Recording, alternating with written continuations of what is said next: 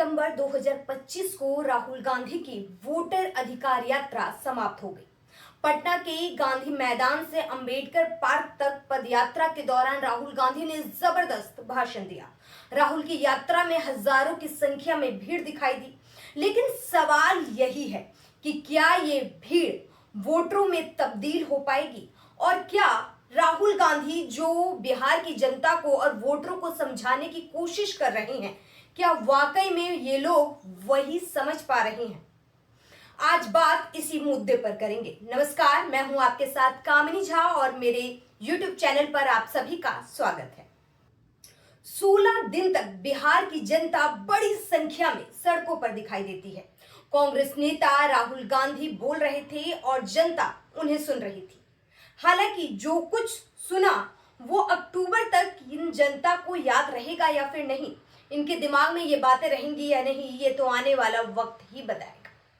Vote चोर, गद्दी छोड़ और इसके साथ साथ ये नारा सत्ता में परिवर्तन लाएगा या नहीं, या फिर नीतीश बाबू का जादू बरकरार रहेगा, ये फिलहाल भविष्य के गर्द में छुपा हुआ है। लेकिन कांग्रेस का भविष्य बिहार में क्या है? राहुल गांधी की वोटर अधिकार यात्रा क्या कांग्रेस के लिए ऑक्सीजन बनेगा या फिर नहीं?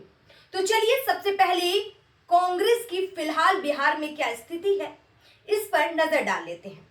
और क्या 16 दिन की ये जो सिंचाई है, ये 35 सालों का बिहार में जो कांग्रेस का सूखा है, क्या उसे खत्म कर पाएगी? भारत के आजाद होने के बाद से 1990 तक बिहार में कांग्रेस का राज था, या फिर ये कहें बिहार में हाथ का छाप छाया रहा था।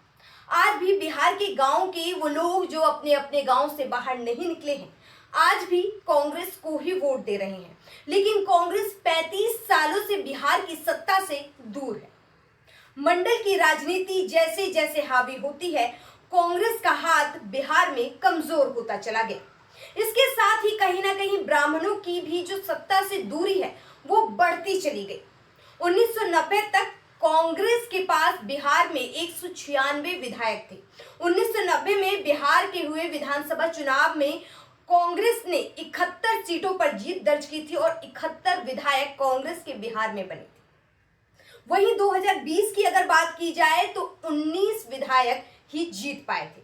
वहीं बिहार में अगर पिछले 20 सालों का ग्राफ देखा जाए तो कांग्रेस को 10% वोट भी वहां की जनता नहीं दे पाई।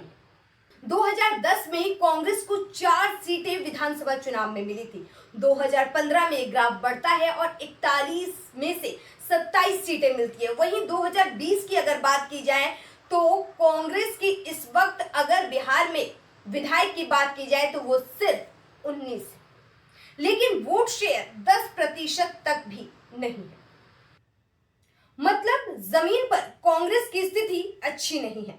ऐसे में राहुल गांधी ने इन 16 दिनों की वोटर अधिकार यात्रा में ओबीसी और दलितों के साथ साथ मिथिलांचल को भी कवर करने की कोशिश की है, जो कभी कांग्रेस के परंपरागत वोटर हुआ करते थे। तो चलिए अब आपको बताते हैं कि वोटर अधिकार यात्रा जो है, इससे अगर राहुल गांधी की ये यात्रा सफल होती है तो इससे कांग्रेस को कितना फायदा होगा।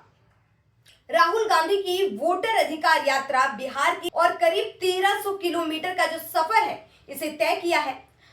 सासाराम से शुरू होकर औरंगाबाद, गया, नालंदा, नवादा, शेखपुरा, लखीसराय, मुंगेर, भागलपुर, पूर्णिया, कटिहार, अररिया, सुपौल, मधुबनी, दरभंगा, सीतामढ़ी, बेतिया, गोपालगंज, सिवान, छपरा और आरा के रास्ते ये पटना पहुंची। राहुल की यात्रा का रोड मैप बहुत ही रणनीतिक रूप से तैयार किया गया था। सासाराम से शंखनाद के साथ ही यहां दलितों को ये बताने की कोशिश की गई है कि राहुल गांधी और कांग्रेस पार्टी उनके लिए बात करती है और उनके हक के लिए लड़ती भी है और वक्त आने पर उनके लिए बहुत कुछ करेगी भी। यहाँ पर राहुल गांधी ने दलितों को ये बताने की कोशिश की है कि दलितों की हक की बात करने के लिए सिर्फ दलित होना जरूरी नहीं है। वहीं आपको बता दें कि मुसलमानों के साथ साथ दलित भी एक समय में बिहार के ही झोले में जो है एक तरीके से अपना वोट दिया करते थे, लेकिन यहाँ पर दलित और मुसलमानों की बात करें तो ये लोग एक साथ मिलकर कहीं ना कहीं आरजेडी को वोट देते आ रहे हैं लंबे समय से। वहीं मिथिलांचल का इलाका जो ब्राह्मण बहुल माना जाता है, कांग्रेस के दौर में ब्राह्मणों का बिहार की सियासत में दबदबा हुआ करता था। उसको चाहे जगन्नाथ मिश्रा हो या फिर भागवत आजाद झा, कांग्रेस की सत्ता से बाहर होने के साथ साथ ब्राह्मण भी धीरे धीरे बिहार की राजनीति से दूर होते चले गए। आपको बता दें कि जब से कांग्रेस यहां सत्ता से बाहर हुई है, तब से बिहार में एक भी ब्राह्मण सीएम नहीं बना। ऐसे में कांग्रेस के ब्राह्मण जो है वो परंपरागत एक समय में वोटर हुआ करते थे। ऐसे में कांग्रेस ने ब्राह्मणों को रिझाने की कोशिश की है और इसमें उनका साथ किसी और ने नहीं बल्कि उनकी खुद की बहन प्रियंका गांधी वाड्रा ने दिया है। यहाँ पर राहुल गांधी और प्रियंका गांधी एक साथ बाइक पर सड़क पर दिखाई दिए थे। राहुल की यात्रा में बिहार में हिंदुत्व कार्ड को भी चुनौती देती हुई दिखाई दी। खासकर प्रियंका ने जानकी मंदिर में जाकर पूजा अर्चना की। कांग्रेस ने इस यात्रा में बिहार की जनता को बताने की कोशिश की है कि 65 लाख मतदाताओं का नाम वोटर लिस्ट से हटा दिया गया है, जिसमें सबसे ज्यादा दलित और गरीब हैं। अब देखना यह होगा कि राहुल गांधी की 16 दिन की ये जो यात्रा रही, वाकई में ये सूखा खत्म कर पाएगी या फिर अभी सालों की सिंचाई बाकी है। और अगर राहुल गांधी की इस यात्रा की भीड़ अगर वोटर में बदलती है तो आपको बता दें 16 दिनों में राहुल गांधी ने 110 विधानसभा सीटों को कवर कर लिया है। ऐसे में देखना होगा राहुल गांधी और कांग्रेस को इस बार विधानसभा चुनाव में कितनी सीटें मिल पाती है और वोट प्रतिशत कितना बढ़ता है या फिर कम होता है। क्या वाकई में राहुल गांधी की ये यात्रा बिहार की राजनीति में कांग्रेस के लिए ऑक्सीजन और संजीवनी बनकर आएगी? आपको क्या लगता है? हमें कमेंट बॉक्स में जरूर बताइए और अगर आपको ये वीडियो पसंद आई हो तो ज्यादा से ज्यादा शेयर कीजिए। नमस्कार।